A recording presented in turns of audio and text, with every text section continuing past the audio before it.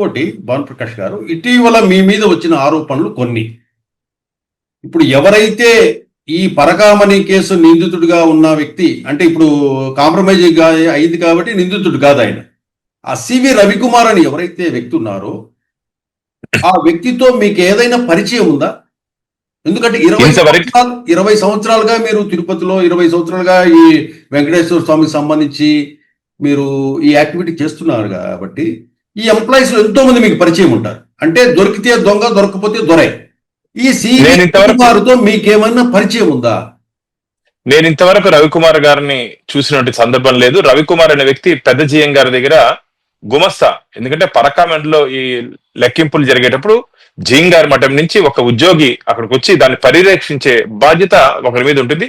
రవికుమార్ అనే వ్యక్తి ఆ బాధ్యత అక్కడ వచ్చి పరకామంలో గత కొన్ని సంవత్సరాలుగా అక్కడ కూర్చున్నటువంటి వ్యక్తి రవికుమార్ తప్ప నేను ఇంతవరకు ప్రత్యక్షంగా గానీ వారిని చూసినట్టు సందర్భాలు లేవు. మీ మీద ఇంకోటి ఆరోపణ ఏది వచ్చిందంటే, అంటే ఒక వ్యక్తి చేసిన ఆరోపణ, అంటే అందరూ చేయలేదు, ఒక వ్యక్తి చేసిన ఆరోపణ, మీరు టిటిడి బోర్డు మెంబర్ అవుతూనే పరిగెత్తుకుంటూ ఆయన ఇంటికి వెళ్ళారు అనేసి ఒక ఆరోపణ చేశాడు. అది వాస్తవమేనా? అసలు వాళ్ళ ఇల్లు ఎక్కడో తెలీదు, పరిగెత్తుకుండా వెళ్ళలేదు, కార్లు వెళ్ళలేదు, నడిచి వెళ్ళలేదు. అసలు నేను మనిషే వెళ్ళలేదు అక్కడికి. వాళ్ళ ఇల్లు ఎక్కడ ఉన్నది కూడా ఇప్పటికి కూడా తెలియదు నాకు. రవికుమార్ తో కానీ వారి కుటుంబంతో కానీ ఎటువంటి సంబంధం నాకు లేదు. అది నిరూపించమని చెప్పండి. ఈరోజు ఆరోపణ చేసిన వ్యక్తి ఆధారాలు చూపించాడు. ఎవరైనా సరే, ఇప్పుడు నేను మాట్లాడుతున్నాను, అదే ఆధారాలు ఉన్నాయి. ఎవరైనా సరే నా మీద ఆరోపణ చేసినప్పుడు ఆధారాలు చూపించమని చెప్పండి.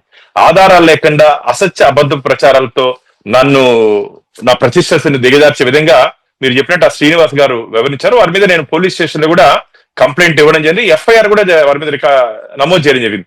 ఎందుకు ఎఫ్ఐఆర్ నమోదు చేశారంటే వారి మీద గతంలో 4-5 కేసులు ఉన్నాయి. ఇలా ఉద్దేశపూర్వకంగా అబద్ధాలు, అసత్యాలు చెప్పి వారి దగ్గర నుంచి డబ్బులు డిమాండ్ చేస్తున్నారని చెప్పి వారి మీద అనేక ఆరోపణలు ఉన్నాయి.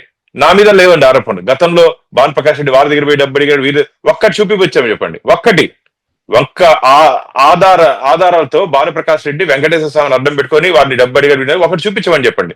ఊరికే చూపించకుండా నా మీద ఆరోపణ చేయడం మంచిది కాదు. నేను రాజకీయ క్షేత్రంలో ఉన్నాను, పనిచేస్తున్నాను కాబట్టి నా మీద రాళ్ళు పడితే పూలు పడతాయి. పూలు ఒకటే పడాలి, రాళ్ళు పడకూడదంటే కుదరదు.